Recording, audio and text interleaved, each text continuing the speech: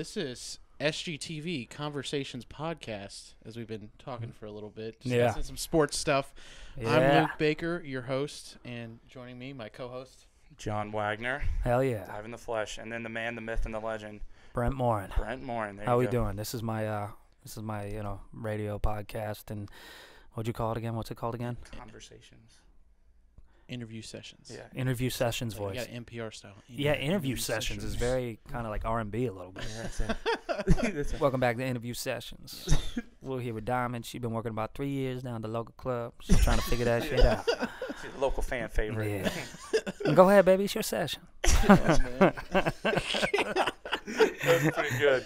Oh, It's man. either that or it's like, today's broadcasting is brought to you by the Arthur L. Vining Foundation. Yeah, exactly. And viewers like you. And Oh, man. at any point, call and donate 35 cents to the local symphony.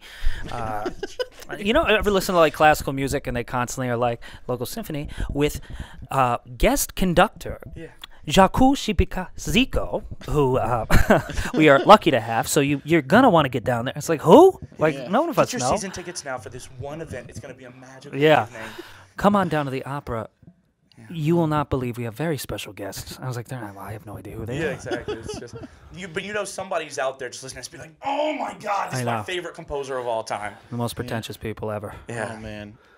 So we have a couple questions for Cool. you. Just discuss a couple things. First question is, we're just wondering, how did you kind of get in the entertainment business? Did you always want to do stand-up, or you kind of just fell into it, or? Actually, I always wanted to, since probably like 5th grade, wanted to move to LA, and started making films in 5th grade, and started writing, and never really thought about stand-up, actually. I would write music, and I would do all that stuff. And then I was like, when I turn 18, I'm moving to LA. And I went to school in LA at 18, 2 weeks after 18. And then I pretty quickly, when I was in film school and writing class, I started like getting critiqued, and it wasn't real critiques, and like wasn't real criticism, and I wanted to know if I was funny. And I happened to stumble into the Laugh Factory on Sunset 'cause I was 18, and it's the only place I could go. And I saw, like, at the time, like, one of my idols, Dan Cook, who's now one of my mentors, like one of the guys that I'm friends with, which is crazy. All the guys I looked up to are now I'm like buddies with. And I just thought, man, this would be a good way to find out if I'm funny. So I just went there and bombed terribly. And I did like an open mic for like wait in line for 3 hours, did 3 minutes. And bombed, just completely bombed, and then couldn't go out that way. I was too competitive. So I was like, oh, let's keep doing it while I'm still in school. And I met like a bunch of friends like Chris D'Elia and the guy opening for me here, Jason Collins, were my first 2 friends in comedy when I was 18. And lucky enough that we get to like bring him on the road, and he gets to go out and do his thing now. But yeah, I never really thought about doing it. And then when I did it, I became addicted to it. And then all my things got better. All my writing, my acting, my directing, everything was just getting tighter and more confident, better. And so now I'm addicted to it. So I'll always do it. Now, what's the strangest venue you've ever done stand-up in? Oh, boy. I mean, there's a list. Hostels. I used to play hostels a lot. Oh, jeez. Used to do that because when you're like in LA too, you got to play every weird place. So strip clubs, hostels. Hostels are odd because there's not a lot of people who speak English. I was about to say, You got to get lucky if you. Thing? Yeah, if you get some Aussies and some English people, they can. But a lot of times it's over their heads. Although one of my best sets was at a hostel, I think, when I was like 22, 23. So I'd say a hostel, strip club, restaurants. I've played restaurants. I've done like, yeah, I did like, what was it? I've done bowling alleys. That's always weird because you got to wait for people to bowl. Is it like, are you like Yeah. an MC or like? You're like, so anyway, and then it's like, strike, and then you're like, so I went to the, yeah. I played like a high school once, and they had our time. Me and Jace played a high school in Long Beach, and they had our time on the timer, but it would count down. So once it hit 0, it just would, so that really sucked because you're like in the middle of a joke, and you're thinking it's just a clock, but no, it's really just a timer. Yeah. And it just, when it hit 0, it was like, thank you. It was Ball like, is life. yeah. Ball Dude, is it life, was- always. Jeez. that was Oh, hell. only in California, right? Yeah. It's just they bring in comedians to high school, but then I you was have like, you're on why the am I clock though. here? So many places I was like, why am I here? And the people watching were like, why are you here? It's not like music. Music you can kind of play, and even if you're not good, you get away with it, and people are kind of like, this sounds nice. Yeah. Or comedy, it's just like, you're talking and I'm talking. I could talk too. You know, some people want to talk to you. Kind of speaking to different audience there, do you like change your style, or like what's different from doing a stand-up like for a college audience and rather than like a comedy club or something like that? Well, I think as you keep doing it, you get stronger and you get better, and you'll find that you can make people laugh with the same material. When I was first starting, it was like college audience. I would focus on drinking and partying. Granted, when I was starting and I would play colleges, I was in college, so it was a little easier for me to relate. But just now I did a show, and it was amazing, and I was just talking about everything, all the new stuff that I'm talking about now. That's like all the brand new things I'm working on, because I just did my special, so I'm not doing anything from that special right now. I'm trying to work out all this new stuff. And you'd be really surprised if you give an audience credit how much they can understand and how much they can relate to, even if it's nothing like that they could relate to, like, having a kid or whatever. I mean, I don't talk about that, but Jason does, and he's down there killing, talking about family. And so you kind of have to at one point go like, I can't change who I am. I have to just be confident with who I am. And then people notice that confidence somehow, and they'll get on board, Mm-hmm. I will mess with crowds too, though. If you're weird, and I got to go at you a little bit. Yeah. You kind of have to. Yeah, because like some other comedians, like Chris has come in here and he talked about how he had the issue of like political correctness and like trying to get around that, because if it's a different audience, maybe like somebody in LA per se, you're gonna tell some more like ridiculous jokes, maybe about some like racist stuff, or not necessarily racist, not calling them racist, but you know what I mean, because racy stuff, like racy. Well, there are places where people like a joke that isn't racist at all, that considered politically incorrect in certain places, usually isn't. And it's just crowds taking it completely wrong. Yeah. And you have to get to a point where you're just like, this is funny, and you better, and either you like it or you don't like it. And there are times if you're playing like an older crowd, maybe I'll stay away from this material tonight and I'll focus on this. But for the most part, I'm not going to like shift a lot, because a lot of stuff I talk about is just internal. It's everything that I'm going through. So I'm always like, I messed up. I drank too much. I went on this date. I got in a fight. I did this, So it's just me telling stories about me, as opposed to like making statements about, Trump is this or this person's this, I could see how that could become a little bit more, I'm on this side, you're on this side, So maybe that's just somehow I've made like a little safe little zone for me somehow, where people are like, oh, poor guy. That's good. So speaking of some crowds you've seen and people you've seen, you did Conan for a while. You worked on that. What was that like?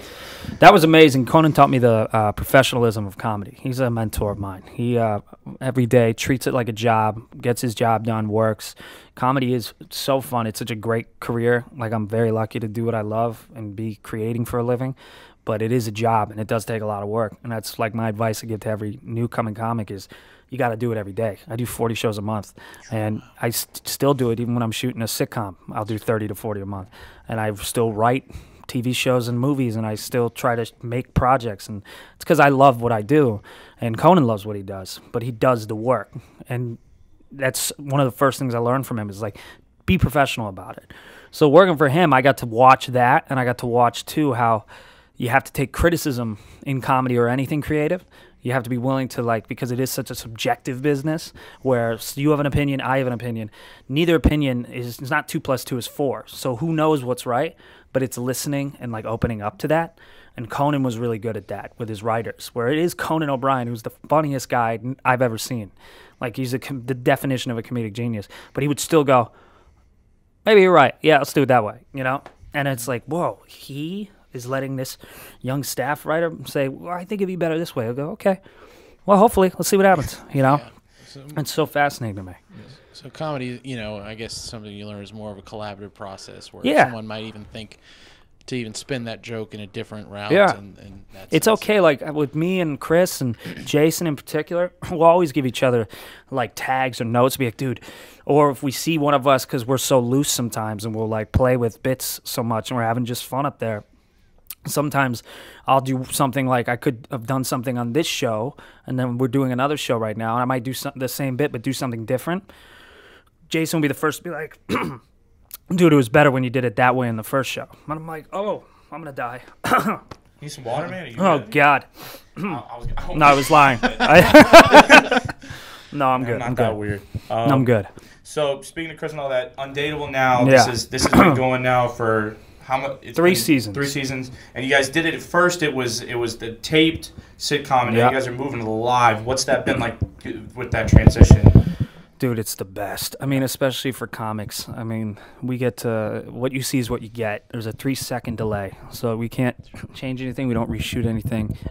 We get to improvise. We mess with each other. We mess with our personal lives too, you know, without knowing about it. Like Chris might say something about me that was not planned, you know, and then I'm just sitting out there on national television having to deal with it while the Backstreet Boys are watching off camera laughing, you know, like it's such a surreal job. It doesn't even feel like a job. And then unlike SNL, we do East and West Coast, you know, which in their defense, they can't do too. That would take way too long. Yeah. But that, dude, it's by the time we get to the West Coast, we're lunatics. Yeah. I mean, it's like I turn into Nick Cage in a bad movie. You know, I just go off the rails, and it's just to make each other laugh. We're just literally, it's a group of friends just trying to break every one of us and ruin everybody's moment. Yeah, it's mean. So from the tape to the live, it's just better for us. It's a better rush. The tape was fun because it was a little bit more relaxed and coherent, where the live is, I think, perfect for our show. And I think the audience has seen that too, where the people that really like the show now are like, we really like the show. And people that have never seen it, and including critics who have seen it when it wasn't live, are now like, oh, this is how this show should have been. So who knows? I mean, if we don't ever come back, if we do, I would assume we're live. I would hope we're live. I don't really want to do it if it's not live, you know, because it's just, I mean, it's too much fun. It's their fault. Don't give us a live show with bands every week that we're hanging with, and just like, it's, you know, and then you give a live lounge bar with an open bar after the show, and you're just standing there, and it's like, it's a party. I was like, this is a party every week. I can't, this is too much. Like, this is not a job. That's great. Now, kind of moving into your, you just released your Netflix special in December. Could you just kind of give us like how that whole process started, how kind of Netflix came to you? You know, that was a 9 year process basically, because I was from like 18 until about 27, I think I sold it. That was just going at festivals, and we got to a point where I was on Undateable. My manager and agents were like, do you want to do a half hour? I said I'd rather skip the half hour and wait to do an hour, because for me, being a personal comic, I want to look at my like stand-up career as yearbooks, you know? And I don't think if you're going to do something, don't just do it because somebody tells you to do it, like in this business. Don't do it because it's going to be on Comedy Central, which is a great like avenue for, obviously, for comics. I grew up watching half-hour specials on that. Don't just do it because of that. You got to like step away from that and be like, what is best for me? And for me, it's like I just started picturing myself at like 50, watching whatever Netflix is at the time, if it's still Netflix, and being able to go back and still see, what was I talking about at 28, or what was I talking about at 30, you know? So I was like, I just want to do the hour. And I showcased it at the New York Comedy Festival, and Netflix was there, and HBO and Comedy Central, and a lot of people came out, and thank God it went well. And they just like made an offer like that next week. And it happened like probably a year earlier than I thought. And then we waited till this, like 2 weeks before my 29th birthday. And I was like a crazy, and I found out when I was in New York, which is always a mistake, because then I'm out till 9 in the morning, spending thousands of dollars I don't have to impress women that don't like me. Oh, boy. Well, speaking of girls that don't like you, hell yeah, yeah. What's been like we have some a list. Weirder like celebrity encounters that you've had? Oh boy, weirder. Jeez, I would say the weirdest one, well, probably the most interesting one, would be Ed Sheeran. Ed Sheeran was on season 2 of Undateable when we did our first ever live attempt, and me and him are both kind of like Irish boys. He's a little booze guy, and I was like, I'm not going to drink until I'm done taping, because we're doing East and West. But after the first one, and the first episode, it's the first time I've ever done live TV. It's the first time NBC's done it, a live sitcom, in a long time. It might be the last episode we ever do. So between the shows, I just did one shot of tequila, just to be like, I mean, my chest got waxed. I got slapped in the face by Minnie Driver. I got hit by all these people. Like, I got slapped by everybody and waxed. Like, well, fuck this. I earned it. So I took a shot. I go to hair and makeup, and the hair lady's like, she's like, why do you smell like tequila? And I was like, get off my ass. I earned it. I go, don't worry about it. I earned it. Okay. I'm done. Don't worry. And then it's like the seas parted. And sitting there in the makeup room was Ed Sheeran. And he's like, oh, you doing shots, mate? You should come to the room. Bill gave me the good stuff. And I'm like, yeah. And he goes, all right, see you in a few. Because he's like the nicest dude ever. I go, all right, Ed. And then it's quiet in the makeup room. And they're looking at me. I go, what? He's a rock star. I'm going to say no to that? I guess I'm drinking in between the shows. First time ever doing live TV. So I knock on his door, his dressing room. A guy opens it. It looks like 3 extras from Snatch. They're all in there. And he's just got a light over like a table where he's been cutting limes. Very nice presentation. And like tequila, good tequila, like Don Julio 1942 or something. So I'm like, hell, yeah. So we do a shot. And I'm like, cheers. He goes, cheers, mate. I'm like, do the shot. And then he's just like looking at me. And he goes, is that all you're going to do? I'm already 4 in. And I'm like, no, I'll do more. And so then I just did like 4 or 5 shots before we did the next show. And I come out of the room, my boss is like, what are you doing in Ed's room? I go, it's your fault. Don't give him the good stuff. Yeah. So then I get out there, and Ed is getting way loose, and he's improvising a lot. And like a lot of his scenes were with me anyway. And he got the freedom to improvise because we do. And so he's messing around. It's fine. Throughout the show, I think he's boozing. Other people were too. And he kisses me, like makes out with me on live television when he was just supposed to hug me. And then I don't know why he did it. After that, we were best friends. So there was a party on the set after that, and we just stayed till like, we shut it down. It was just the 2 of us till about 4 in the morning. And I had just had the weirdest picture of Ed carrying me on the ground in like a dance circle. And then I had another picture of Ed and I like fucking like wrestling, just being weirdos. And then I had a text message friend that just said Ed Sheeran. And I was just like, what the hell? And he was like, what a night. And I was like, God damn it. And then a picture was sent to me. He's like, I don't remember that. I was like, I don't remember that. Are we friends? Best friends. I haven't seen him yet. Oh, yeah. That was probably the weirdest celebrity experience I've ever had. That's interesting. Oh, yeah. Yeah. But given the peer pressure for celebrities, that's what I've learned. I have zero backbone. That's what I've learned. Wow. Ask me twice. Makes for a good story. Yeah. They're people too, right? Yeah. They are. No, but Jesus. I mean, I was like, this is going to be a story. You have to think in your head, will this be a story one day? Like, say yes. You don't want to be like, fuck, why didn't I just say yes? You know? Yeah. It's more material. Yep. Now, let's see. So we have kind of another fun question for you too. Mm-hmm. If ethics, were out the window, what reality show would you make? If ethics were out the window? Yeah. Reality stars trying to kill themselves on a beach or some shit, you know? Yeah, that's not bad. You know? Let's see how would you be hosting? hard they really work, you know? I think I'd be like EP. I'd be like kind of like a Mick G when you see his name directing and EPing things that you didn't know he was doing. And then I would get somebody like Bear Grylls to host or some shit and like put them in weird areas. Produced by Jerry Bruckheimer. And let's see how hard working they really are, because a lot of times reality shows, they're constantly like, I work very hard to get here. It's like, really? Well, let's see if you can get out of the jungle. Get out of the jungle. That's the name of it. Get out of the jungle. Yeah. That would be pretty good. Yeah. Got any b-ball questions? B-ball questions. I wish I could dunk. Yeah, you wish you could dunk. I don't know if you saw this today, but this is just so random. Kristaps Porzingis. Yeah. Oh, everybody knows. Giant. He did this thing with Darren Rovell. I don't know if you know. He works for ESPN. He's this tiny little dude. He's like 5'8". Yeah. And they did a thing today. It was like he tried to just play one-on-one with Kristaps Porzingis. This dude's like 7 foot tall. He's 5'8". He got scared like a little girl. Who would be the last person you would want to go one-on-one with? Russell Westbrook. And here's Westbrook. why. I was on the Undateable tour. We were doing a stand-up tour. They put us up in these nice hotels. And the Oklahoma City Thunder were in the hotel. And I saw Westbrook walking towards me. And on TV, he's so fast. He moves and but he is humongous. Yeah. He's like 6'4" and wide and jacked. And just picturing him running at me the way he does, just fucking looking like an alien. You know, you're just like, that'd be too scary. Yeah. I mean, the guy dented his head last year, and he didn't even act like He didn't anything care. happened. He was just like, Exactly. I'll be all right. Next day, it's gone. What happened? Yeah. Why is it gone? Who knows? He just pinched his nose, blew it back out. Yeah, I was like, exactly. Oh gosh. He looks like a character from Space Jam, you know?